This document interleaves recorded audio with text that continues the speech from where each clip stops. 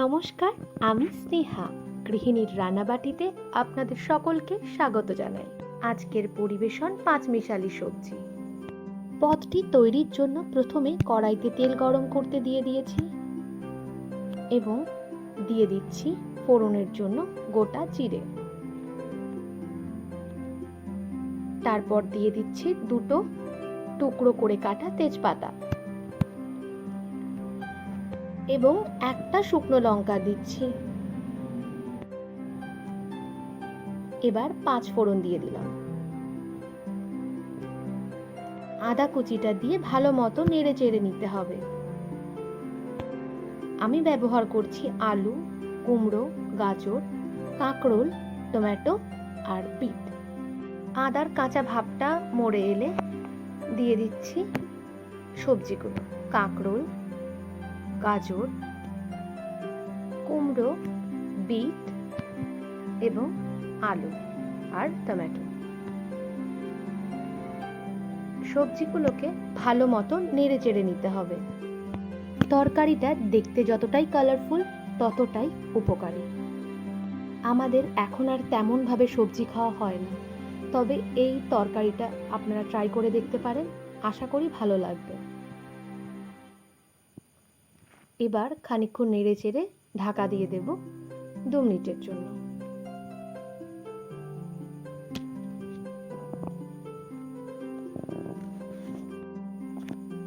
এবার ঢাকনা খুলে ভালো মতো সবজিগুলোকে মিশিয়ে নেব।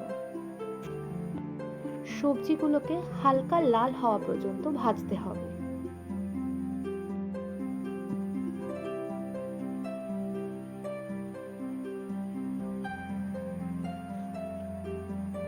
এবার গ্যাসের ফ্লেমটা লো করে ঢাকা দিয়ে খানিকক্ষণের জন্য সিদ্ধ হতে দেব।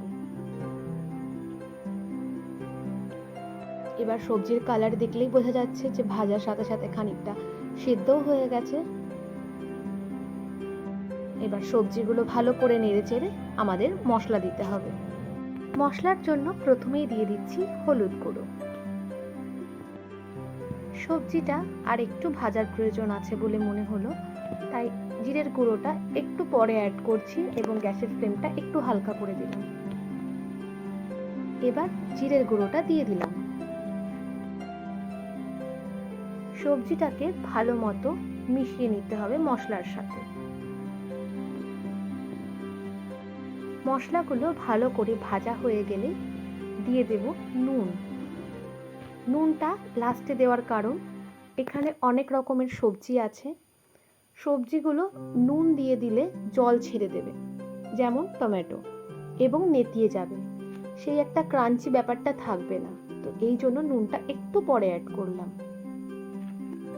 তো স্বাদ অনুসারে নুন দিয়ে ভালো মতো নেড়ে চেড়ে নিতে হবে। এই সবজিতে আমি মাছের মাথা অ্যাড করব। আপনারা যদি মাছের মাথা না দেন, এখানে ফোড়নের সময় অল্প একটু হিং দিতে পারেন। তো এবার মাছের মাথাটা দিয়ে দিচ্ছি। এটাকে আগে থেকে আমি ভেজে রেখে দিয়েছিলাম।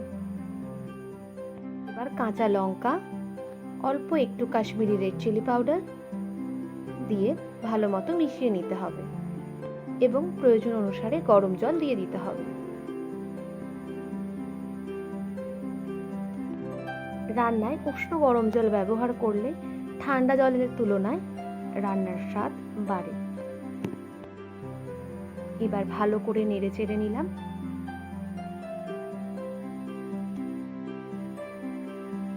ঢাকা দিয়ে খানিকক্ষণ ফুটতে দেব। ঢাকনা খুলে দিয়ে দিচ্ছি ঘি এবং গরম মশলা। কন্টেনার ধরেই উল্টে দিয়েছি, কারণ এটা ধুতে হবে। তো রেডি আমাদের পাঁচমিশালি সবজি। সাথে থাকার জন্য অসংখ্য ধন্যবাদ।